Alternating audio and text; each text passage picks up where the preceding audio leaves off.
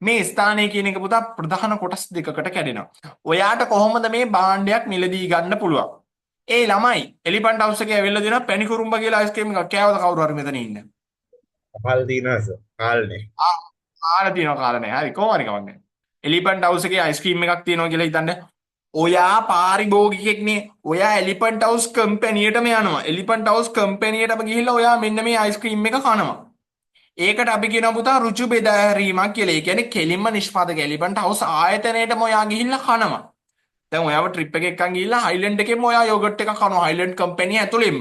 ඒකට අපි කියන්නේ රුචි බෙදා හැරීම කියලා. ඒ කියන්නේ පුතා කෙලින්ම ඔයා පාරිභෝගිකයා ඔයා කෙලින්ම කම්පැනිට ගියා කම්පැනියෙන් අරගෙන කෑවා. ඒකට අපි කියනවා රුචි බෙදා හැරීමක් කියලා. හරිද? තව එක සිද්ධියක් තියෙනවා පාරිභෝගිකයට බාන්න ලැබෙන්න පුළුවන්. ඒක ඔයා දන්නවා. මේ ඉන්නේ නිෂ්පාදකයා. මේ ඉන්නේ එලිෆන්ට් හවුස් අයිස්ක්‍රීම් එක. ඒගොල්ලෝ අයිස්ක්‍රීම් 1000ක් විතර දානවා. තොග කඩේට තොග වෙලෙන්දට දානවා අයිස්ක්‍රීම් 1000ක් විතර. තොග වෙලෙන්ද අයිස්ක්‍රීම් 10ක් විතර දානවා සිල්ලර වෙලෙන්දට. මේ ඉන්නේ චූටි ඔයා ගන්නේ සිල්ලර වෙලෙන්දගෙන්. සිල්ලර වෙලෙන්ද මාමගෙන් තමයි රසම රස වොන්ඩර් බාර් එකක් ගන්නේ. ඔයාට කවදාවත් බෑ නිෂ්පාදකයා ගාවට ගිහිල්ලා ගන්න. ඔයා නිෂ්පාදකයාගෙන් ගිහිල්ලා කෙලින්ම මිලදී ගත්තොත් ඒක රුජු බෙදා හැරීමට තමයි වැටෙන්නේ. එහෙම නැත්නම් ඔයා ගිහිල්ලා ඔයාගේ ගෙවල් පැත්තේ ඉන්න සිල්ලර කඩේ මුදලාලි මාමගෙන් රසමරස වොන්ඩර් බාර් එකක් ගන්නවා නම් ඒකට අපි කියන පුතා අතරමැදියන් මගින් තමයි ඔයා මිලදී ගත්තේ. ඇයි? නිෂ්පාදකයා තොග වෙලෙන්දට දානවා, තොග වෙලෙන්ද සිල්ලර වෙලෙන්දට දානවා, සිල්ලර වෙලෙන්දගෙන් තමයි ඔයා මේ භාණ්ඩේ මිලදී ගන්නෙ. ඔන්න ඕක තමයි පුතා බෙදා හැරීමේ ආකාර දෙක. ඔයාට කෙලින්ම නිෂ්පාදකයාගෙන් ගිහිල්ලා ගන්නවා නම් අපි ඒකට කියනවා රුජු බෙදා හැරීමක් කියලා. ඔයා කියන්නේ පාරිභෝගික ඔයානේ. ඔයා අතරමැදියන් මගින් මිලදී ගන්න පුළුවන්. ඒ කියන්නේ සිල්ලර වෙලෙන්දකින් තොග වෙලෙන්දගෙන් ගන්න පුළුවන්. තවත් එක උදාහරණයක් ගන්න මේව අහනවා ළමයෝ ලබන සතිවල පේපර්ස් කරනකොට අහනවා සුපිරි රසවත් ප්‍රශ්න. අපි හිතමුකෝ ඔයාගේ ගෙවල් පැත්තේ ඉන්නවා කියලා නිමල් ඇන්ටි කියලා. නිමල් කියලා ඇන්ටිලා ඉන්නවා නේ නෑ කාන්ති ඇන්ටි කියලා හිතමු. කාන්ති ඇන්ටි කියලා කාන්ති ඇන්ටි කෙනෙක් ඉන්නවා. මෙයා කරන්නේ එළවලු වමන එක එයාගේ ගෙවත්තේ.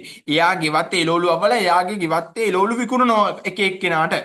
ඔයා ගිහිල්ලා කාන්ති ඇන්ටිගේ එළවලු කොටුවට ගිහිල්ලා රසම රස වට්ටක්ක ගෙඩියක් ඔය එක එක ටිකක් ගන්නවා. එළවලු ටිකක් ඔයා අම්මත් එක්ක ගිහිල්ලා කාන්ති ඇන්ටිගේ එළවලු කොටුවෙන්ම ගිහිල්ලා මිලදී ගන්නවා.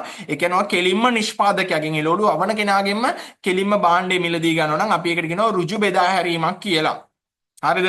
කාන්ති ඇන්ටි එහෙම ගෙවල් වලට එන්න දෙන්නේ නැහැ කාටවත්. කාන්ති ඇන්ටි කෙලින්ම මේ එයාගේ වත්තේ වෙන එළවලු ටික එයා දානවා ගෙවල් පැත්තේ තියෙන එළවලු කඩේට දානවා. පාලිත මාමගේ එළවලු කඩේට තමයි දාන්නේ. හරිද? පාලිත මාමගේ එළවලු කඩේට තමයි දාන්නේ. ඔයාටයි ඔයාගේ අම්මටයි පාලිත මාමගේ එළවලු කඩේට ගිහිල්ලා නම් එළවලු ගන්න පුළුවන් ඉන්නේ. ඔයා ගන්න නිෂ්පාදකයාගෙන් නෙමෙයි අතරමැදියෙක්ගෙන්. ඒ කියන්නේ පාලිත මාමගේ කඩෙන් ඔයා ගන්න. එහෙනම් අපි ඒකට කියනවා අතරමැදියන් මගින් බෙදා හැරීම කියලා. කාන්ති යාවවල එළවලු කඩේකට දානවා. ඔයා ගිහිල්ලා එළවලු කඩේ තමයි ගන්නෙ. ඔයා අම්මත් එක්ක කෙලින්ම ගිහලා කාන්තිගේ එළවලු කොටුවෙන් ගත්තා නම් ඒකට කියන්නේ රුජු බෙදා හැරීම. අර එළවලු කඩෙන් ගත්ත නිසා ඒකට අපි කියනවා අතරමැදියන් මගින් බෙදා හැරීම කියලා. මියුණුවද නේ මියු ගන්න නිසා මම එක්සෑම් එකේදී අහනවාද? ඔව්. ඔයාට මා විශ්වාස නැහැනේ. ඔයාට පළවෙනි වාරේ පේපර් එක අතර හම්බුනාම බලන්නකෝ. හරි. දක්ෂ ළමයෝ මේ දෙකත් highlight කරලා තියාගන්න. බෙදා හැරීමේ ක්‍රම දෙකක් තියෙනවා දක්ෂයෝ. එකක් තමයි ඍජු බෙදා හැරීම, අනිත් එක තමයි අතරමැදියන් මගින් බෙදා හැරීම. උදාහරණ දෙකක් දැනගෙන ඉන්න.